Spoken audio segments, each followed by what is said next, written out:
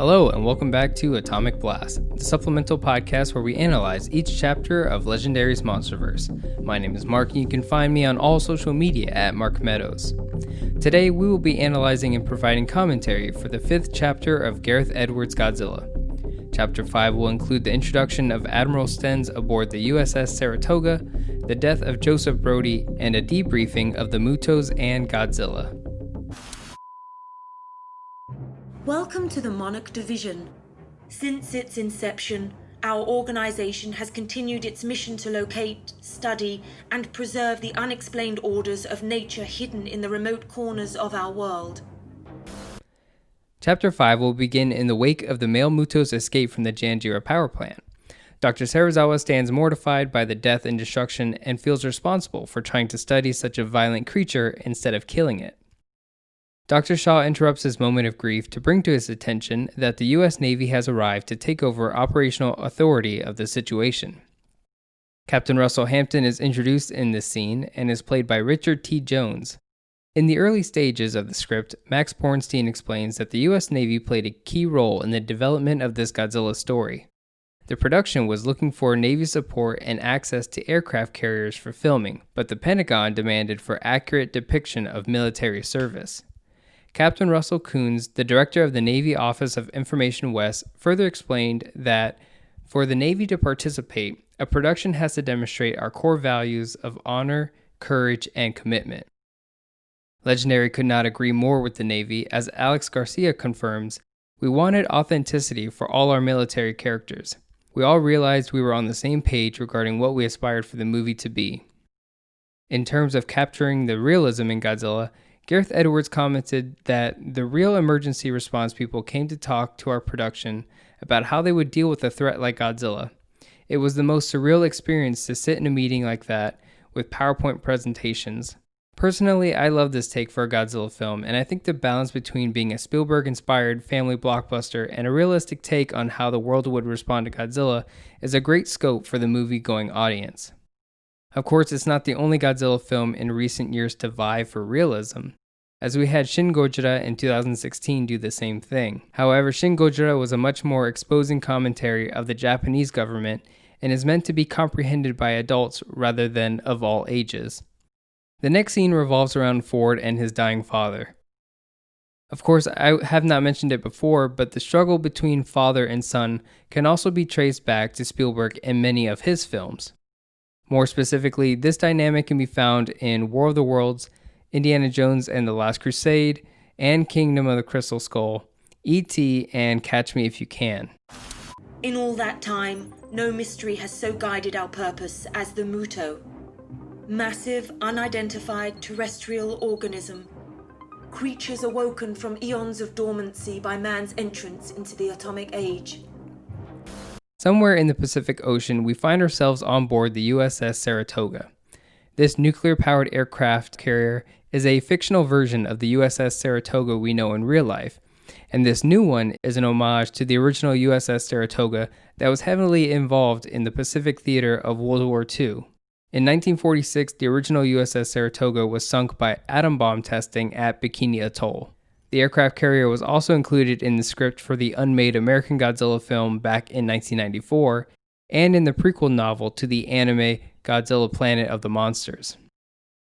Admiral William Stenz commands the USS Saratoga and is played by David Strathairn.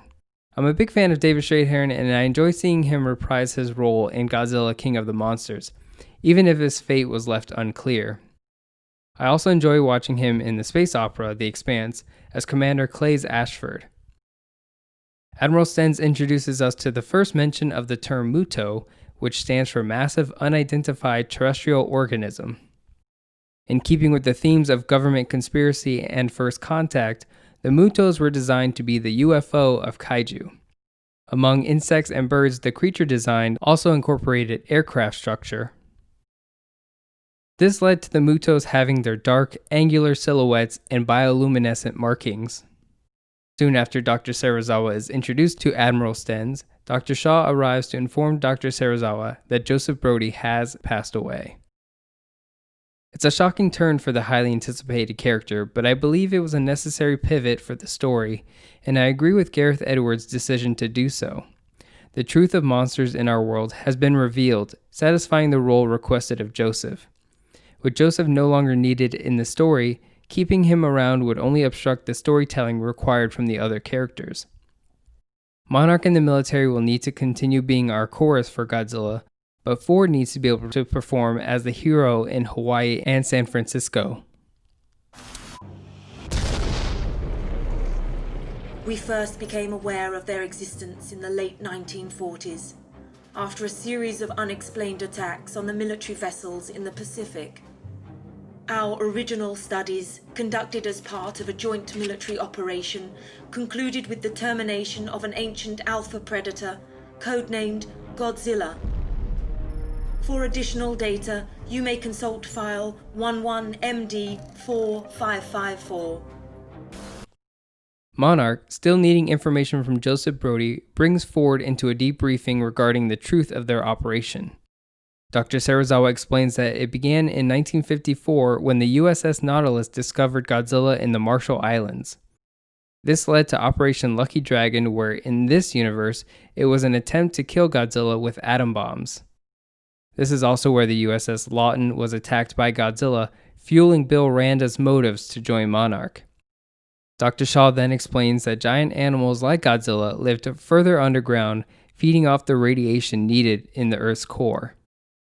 This is the introduction of the Hollow Earth theory as we know it in the legendary MonsterVerse, and was the thesis of Houston Brooks during the events of Kong Skull Island.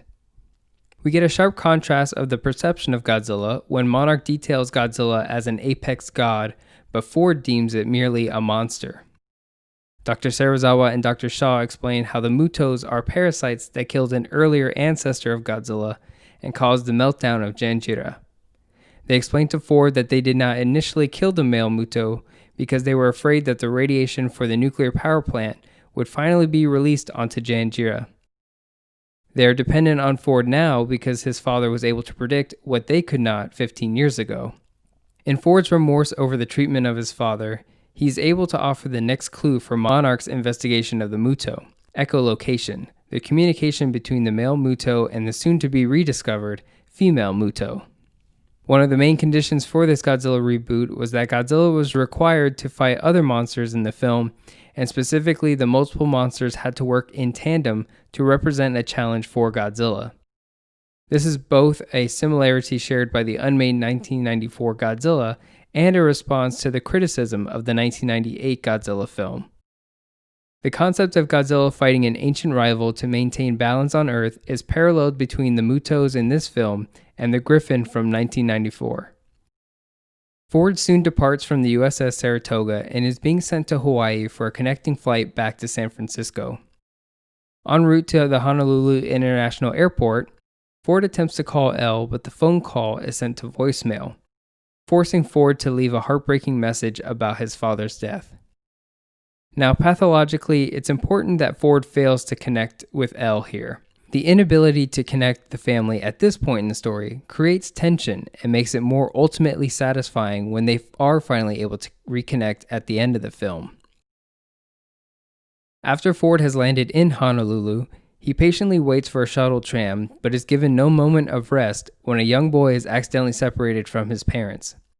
Akio is the name of the young boy, and to me reminds me of the children of the later Showa-era Godzilla films. During the late 1960s and 70s, Godzilla was rebranded to be more of a superhero to children than an allegory for Mother Earth.